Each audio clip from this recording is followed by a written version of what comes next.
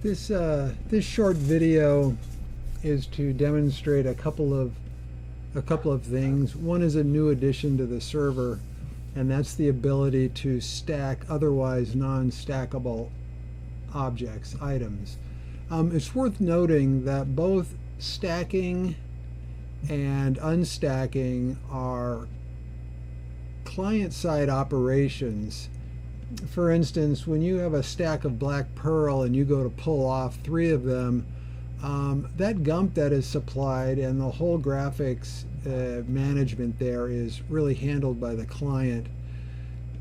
Similarly, when you stack items, it's the client that shows the stacked pearls or the single pearl. The server's notified, of course, but it's not really involved in that.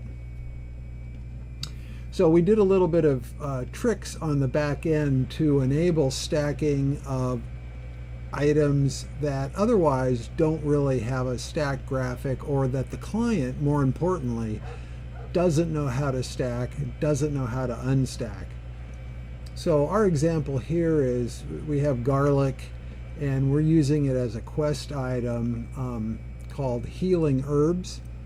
So they don't normally stack, and so I have done a little bit of back-end work so that if we look down here, healing herbs are really 4 different graphics. You have a north-facing single herb and an east-facing single herb, and then you have a north-facing stack. It's kind of our homemade stack, and then an east-facing homemade stack.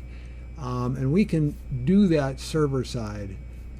What we can't do is unstack them, which is fine for our purpose, which is a quest to collect these things. But if we had to unstack them, we could implement a tool like scissors, and then you apply the scissors to the stacked herbs, and then you snip them into individual herbs, something like that. But like I said, that's not necessary for this quest. And so let's first look at the stacking, how that looks. So I'm going to go pick up an herb here. Bear with me, they're notoriously hard to pick up. I'm going to drop one in my backpack. Now I'm going to pick up another one here, and look what happens when I drop it in my backpack. Okay, so we get this nice, pseudo-stacked graphic, and it tells us there's 2 herbs there. All right, we're going to drop another one in there, and now we have 3 herbs in our stack. Now let's just get some individuals with different graphic IDs. So we've got like a couple of these. Here's one with a different facing. Okay, so it's facing that way, so that's actually a different graphic ID. So what do we have? We have 3, 4, 5, 6, 7, 8. We need 2 more for the quest. 9, 10. Okay, so we have our 10 healing herbs that are required for the quest. They have different facings, different stacked amounts. All of these are 1, and this is a stack of 3. Let's go see if our quest engine can handle that. And then watch the backpack. If it's accepted, they'll all disappear and I'll get a reward in its place. There we go. Yeah, great work. So the quest system, actually these toll controllers here, were able to tally up the 10 healing herbs regardless of the item ID, and found 10 of them in my backpack, and then gave me this nifty little basket of herbs. Okay, so we talked a little bit about the stacking. It's a back-end server thing, works with our controllers.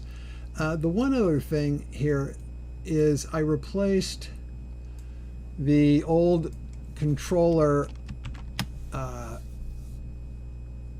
conditional here. It was looking for a specific item ID, which, as we learned, doesn't really work because we had 4 different IDs for the different facings of herbs and the different stacked graphics. So that's really not helpful. Name's okay, but the more robust test is where the type name equals healing herb. So that way we don't care what the graphic ID is. It can be any of those different graphics. As long as the type name is healing herb, the system will find it, count it, and we win. Okay, so that's it. Stacked herbs is working. We can use this system with any kind of otherwise non-stackable objects, and similarly we can set up trigger conditionals to process them appropriately. Okay, bye.